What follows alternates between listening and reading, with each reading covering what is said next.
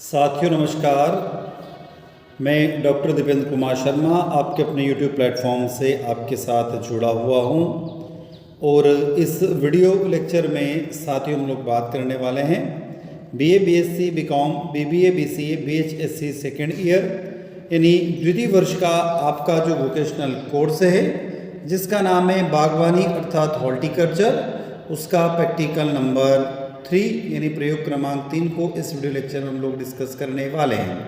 तो साथियों practical number 3 जो दिया हुआ है उसका ऑब्जेक्ट यानी उद्देश्य जो है वो बीज जीव क्षमता आकलन सीड वायबिलिटी टेस्ट का प्रदर्शन यानी डेमोस्ट्रेक्शन ऑफ सीड वायबिलिटी टेस्ट। तो साथियों यदि आप मध्य प्रदेश उच्च शिक्षा विभाग के अंतर्गत आने वाले कॉलेजों में द्वितीय वर्ष के विद्यार्थी है और आपने अपना वोकेशनल कोर्स यानी व्यावसायिक पाठ्यक्रम बागवानी अर्थात हॉर्टिकल्चर को चुना है, तो उस हॉर्टिकल्चर सब्जेक्ट का जो प्रैक्टिकल नंबर 3 उसको हम इस वीडियो लेक्चर में अब डिस्कस करने वाले हैं। तो साथियों लास्ट तक आप हमारे साथ जुड़े रहिएगा और हम इस वीडियो लेक्चर में बात करते बीज जीव क्षमता आकलन and demonstration of seed viability test. तो साथियों यदि वीडियो देख रहे हैं आप और वीडियो अच्छा लगता है तो वीडियो को लाइक करिएगा, अपने दोस्तों तक शेयर करना ना भूलें और चैनल पर यदि आप नए हैं तो चैनल को सब्सक्राइब अवश्य करें। अब हम देर ना करते हुए स्क्रीन और आपके बीच में से हम लोग विदा लेते हैं और हम चलते हैं सीधे आपको समझाने की तरफ, बताने की तरफ। बढ़िया पैदावार और उन्नत बीजों के उत्पादन के लिए इस्तेमाल होने वाले बीजों का भी उम्दा होना बेहद ज़रूरी है। ये पता लगाने के लिए कि इस्तेमाल होने वाला बीज वाकई में उम्दा भी है या नहीं, उसका अंकुरण परीक्षण किया जाता है। बीजों के अंकुरण परीक्षण के लिए भारतीय कृषि अनुसंधान परिषद की ओर से अनेक मापदंड तय किए गए हैं, जिनके अनुसार चयनित बीजों की प्रयोगशाला या खेत में जांच की जाती है। बात करते हैं बीज जीव क्षमता आकलन हेतु टेट्राजोलियम परीक्षण, tetrazolium test for seed viability assessments. एक बीज को जीवक्षम माना जाता है जब वह जीवित होता है और संभावित रूप से अंकुरण में सक्षम होता है। जीव क्षमता यानी वायबिलिटी उस स्तर को दर्शाती है जिस तक एक बीज जीवित है, यानी उसकी चयापचय यानी मेटाबॉलिक रूप से सक्रिय हो और अंकुरण और अंकुर वृद्धि के लिए आवश्यक चयापचय प्रतिक्रियाओं को उत्प्रेरित करने में सक्षम एंजाइम उसके अंदर मौजूद हो। तो कोई भी जीवित कब माना जाएगा, कोई भी बीज अच्छा कब माना जाएगा, तो हम ये कह सकते हैं कि उसके अंदर क्या मौजूद हो, एंजाइम एक्टिविटी यानी एंजाइम सक्रियता उसके अंदर होना चाहिए। आगे बात करें तो अनुकूल वातावरण मिलने पर भी अंकुरित होने में असमर्थ बीज या तो निष्क्रिय होता है या नॉन वायबिलिट होता है। निष्क्रिय सुषुप्त बीज जीवित होते हैं तथा अनुकूल वातावरण मिलने पर अंकुरित हो जाते हैं, बशर्त है कि सुषुप्ता को प्राकृतिक या कृत्रिम रूप से समाप्त ना कर दिया गया हो। इसके विपरीत आजीवक्षम बीज अनुकूल वातावरण मिलने या किसी भी प्रकार का बीज उपचार करने के उपरांत भी अंकुरित होने में असमर्थ होते हैं। बात करते हैं बीज जीव क्षमता के आकलन के तरीके, method of assessments of seed viability test. सबसे पहला है जर्मिनेशन टेस्ट यानी अंकुरण परीक्षण।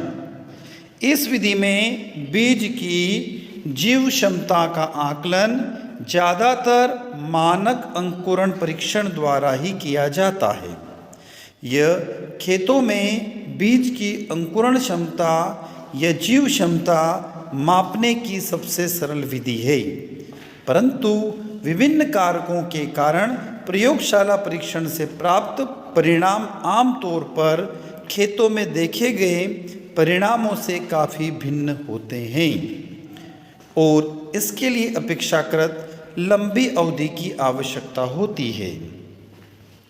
सेकंड दिया हुआ एक्साइज एम्ब्रियो परीक्षण, एक्साइज्ड एम्ब्रियो टेस्ट।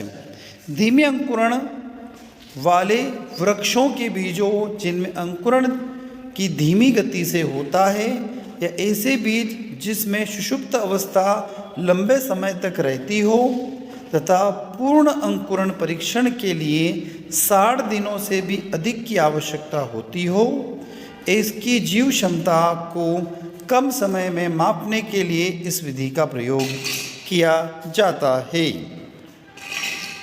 इस विधि में बीजों को 1 से 4 दिनों के लिए भिगोया जाता है और फिर भ्रूण को बीजों से निकाला जाता है और पेट्री डिश में नम फिल्टर पेपर या ब्लॉटर डिस्क पर रखा जाता है।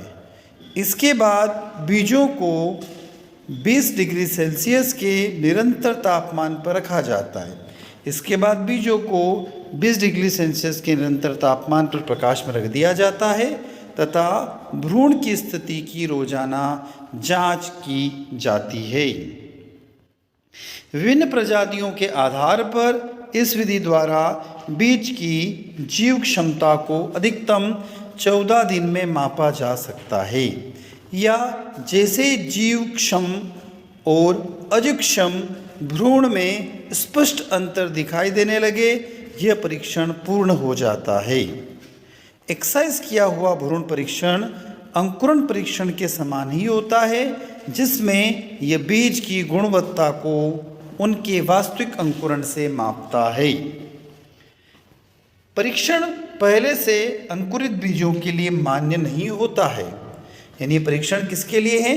ये नए बीजों के लिए जिनके आपने अंकुरण परीक्षण पहले नहीं किया है, और उन नमूनों पर लागू नहीं किया जा सकता है जिसमें सूखे अंकुरित बीज हो।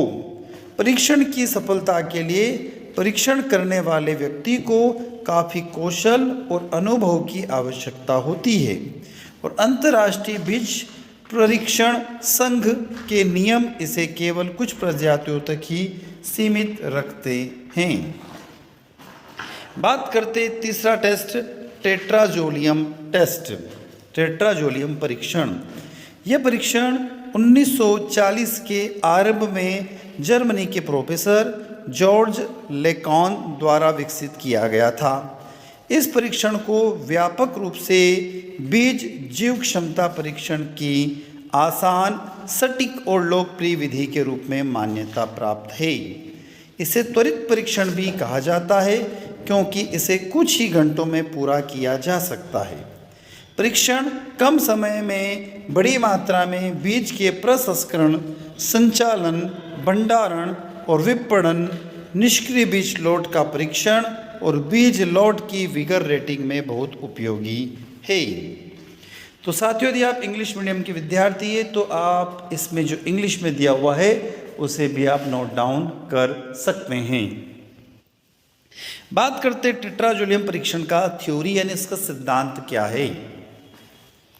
सभी जीवित ऊतकों जो श्वसन करते हैं, एक रंगहीन रसायन 2,3,5 ट्राइफेनिल टेट्राजोलियम क्लोराइड या ब्रोमाइड को लाल रंग के यौगिक फार्माजोन में परिवर्तित करने में सक्षम होते हैं, जो एंजाइम डिहाइड्रोजिनेट द्वारा उत्प्रेरित एच ट्रांसफर प्रतिक्रियाओं के कारण होता है। इस प्रकार बीजों के लाल रंग के जीवित भाग को रंगहीन मृत बीजों से अलग करना संभव हो जाता है। अब इसका एरिया ऑफ यूज़, इसका उपयोग कहाँ किया जाता है? यह परीक्षण पहले संकुरित बीजों के लिए मान्य नहीं है और इसे प्रस्तुत नमूनों पर लागू नहीं किया जाना चाहिए जिससे सूखे अंकुरित बीज होते हैं। नेक्स्ट है प्रतिक्रिया का तंत्र, रिएक्शन मैकेनिज्म। चूँकि एक बीज के भीतर पाए जाने वाले ऊतक जीव क्षमता के विभिन्न स्तरों में हो सकते हैं, इसलिए वे अलग अलग तरह से स्टेन होते हैं। मूरे 1973 के अनुसार बीज के ट्रोपोग्राफी स्वरूप के आधार पर TZ स्टेनिंग के उपयोग को अधिक कुशलता से वर्णित किया गया है। रासायनिक प्रतिक्रिया जो रंगहीन टेट्राजोलियम घोल को फार्मेजोन में बदल देती है। साथियों, यहाँ पर एक रिएक्शन बता रखी है, केमिकल रिएक्शन, जो कि 2,3,5 ट्राई फेनिल टेट्राजोलियम क्लोराइड है, जो कि कलरलेस होता है और ये फॉर्माजोन रेड कलर में कन्वर्ट हो जाता है। अब इसमें कौन से अभिकर्मकों की आवश्यकता होती है उसकी तरफ हम लोग चलते हैं। टेट्राजोलियम जो घोल होता है, टेट्राजोलियम जो सॉल्यूशन होता है, वो क्या होता है, तो 2,3,5 ट्राफिनिल टेट्राजोलियम क्लोराइड, यह सामान्य रूप से इस्तेमाल होने वाले ब्रोमाइड का घोल का 1% होना चाहिए। हालांकि कम या अधिक प्रतिशत का घोल भी बनाया जा सकता है। तैयारी के लिए आसूत विआयनीकृत यानी डिस्टिल्ड डीआयनाइज्ड पानी का उपयोग किया जाना चाहिए और TZ घोल का pH 6.5 से 7.5 के बीच होना चाहिए। आवश्यक सीमा के भीतर pH सुनिश्चित करने के लिए फॉस्फेट बफर का उपयोग किया जाना चाहिए। आगे चलते हैं। बफर घोल यानी बफर सॉल्यूशन क्या होता है। इसे डिस्टिल्ड डीआयनाइज्ड जल का उपयोग करके बनाया जाना चाहिए। सॉल्यूशन यानी घोल क्या है, तो 9.078 ग्राम पोटेशियम डाइहाइड्रोजन फॉस्फेट को 1000 ml आसूत यानी डिस्टिल वाटर में डिसॉल्व किया जा सकता है। इसको सॉल्यूशन नंबर फर्स्ट कहेंगे। सॉल्यूशन नंबर सेकंड जो है वो 9.472 ग्राम सोडियम डाइहाइड्रोजन फॉस्फेट को 1000 ml यानी 1 लीटर पानी में डिसॉल्व करके सॉल्यूशन तैयार करते हैं। इसी प्रकार सेकंड सॉल्यूशन के अंदर 11.876 ग्राम सोडियम हाइड्रोजन फॉस्फेट या सोडियम बाइफॉस्फेट 1000 ml पानी में घोलकर तैयार किया जाता है। सही सांद्रता का घोल प्राप्त करने के लिए बफर में TZ के क्लोराइड या ब्रोमाइड आयनों की सही मात्रा को घोल दिया जाता है, जिसे प्रति 100 मिलीलीटर बफर को में 1 ग्राम TZ मिलाने पर 1% घोल बनाया जाता है। TZ घोल को अंधेरे में 8 से 10 डिग्री सेंटीग्रेड पर 1 वर्ष तक संग्रहित किया जा सकता है। TZ घोल पर घोल को सीधे प्रकाश के संपर्क में नहीं आना चाहिए। इसमें टेट्राजोलियम के पराभाव यानी रिडक्शन हो जाता है। तो साथियों, यदि आप इंग्लिश मीडियम के विद्यार्थी हो तो आप इंग्लिश में इसको नोट डाउन कर सकते हैं। अब टेट्राजोलियम परीक्षण की प्रक्रिया क्या है, प्रोसीजर क्या है, तो टेट्राजोलियम टेस्ट प्रोसीजर। सभी ऊतकों के पूर्ण जल योजन करने के लिए बीजों को पहले गीले आधार पर अंतःशोषण किया जाता है। कई प्रजातियों के लिए इस घोल को संपूर्ण बीज का उपयोग किया जा सकता है। अन्य बीजों को विभिन्न तरीकों से काटकर और पंचर करके तैयार किया जाना चाहिए ताकि टेट्राजोलियम के घोल के बीजों के सभी भागों तक पहुंचाया जा सके। जल योजन के बाद बीजों को पूर्ण रंग के लिए TZ नमक के घोल में भिगोया जाता है। आगे बात करते हैं वर्किंग नमूने की, वर्किंग सैंपल की। नमूने के शुद्ध बीज अंश में से रैंडमली रूप में निकाले गए 100 बीज शुद्ध बीजों की 4 प्रतिकृति पर एक परीक्षण किया जाना चाहिए। बीजों की तैयारी और उपचार, शीट प्रिपरेशन और ट्रीटमेंट। TZ घोल के आसानी से प्रवेश के लिए बीज तैयार किया जाना चाहिए। उसके बाद आती स्टेनिंग। तैयार बीज या भ्रूण को पूरी तरह से TZ घोल में डुबा देना चाहिए। छोटे बीज जिन्हें संभालना मुश्किल होता है उन्हें पहले से ही गीला किया जा सकता है और कागज़ की एक पट्टी को तैयार किया जा सकता है जिसे बाद में मोड़ा जाता है और TZ घोल में डुबोया जाता है। ये हो गया इसका स्टेनिंग की प्रोसेस। आगे बात करें, स्टेनिंग तापमान 20 से 40 डिग्री सेंटीग्रेड के बीच होना चाहिए। विभिन्न प्रकार के बीजों तैयार करने के लिए विभिन्न तरीके से विभिन्न तापमान के लिए स्टेन होने का समय अलग अलग होता है। स्टेन होने की अवधि के अंत में घोल को छान लिया जाता है और बीज को पानी में धोया जाता है और जांच की जाती है। उसके बाद आता है मूल्यांकन, इवोल्यूशन। एक सामान्य टीजेड स्टेन में चेरी लाल रंग दिखाई देता है।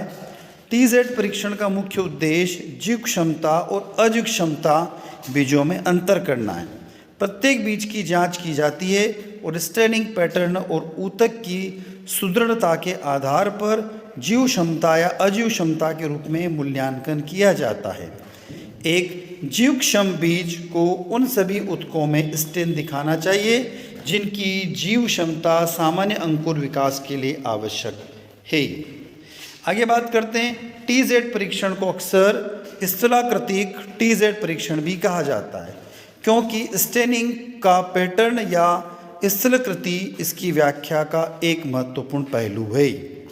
स्टेन पैटर्न भ्रूण की जीवित और मृत क्षेत्र को प्रकट करता है और विश्लेषक को यह निर्धारित करने में सक्षम बनाता है कि बीजों में सामान्य अंकुर पैदा करने की क्षमता है। आगे बात करते हैं, क्या एक बीज को जीवक्षम या अजीवक्षम दर्जा दिया गया है? यह सीधे एक सामान्य अंकुर के उद्भव और विकास के लिए जिम्मेदार विभिन्न बीज ऊतकों के महत्व से प्राप्त होता है। अधिकांश बीजों में आवश्यक और गैर आवश्यक ऊतक होते हैं। आवश्यक संरचना सामान्यतः पौध के विकास के लिए आवश्यक विभोजोतक और सभी संरचनाएं हैं। जीवक्षम बीज वे होते हैं जो सामान्य पौधा पैदा करने की क्षमता दिखाते हैं।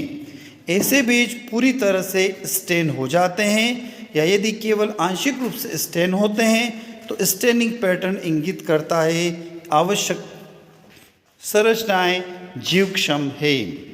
क्या कंडीशन दे रखी है? आप पे कंडीशन बता रखिए।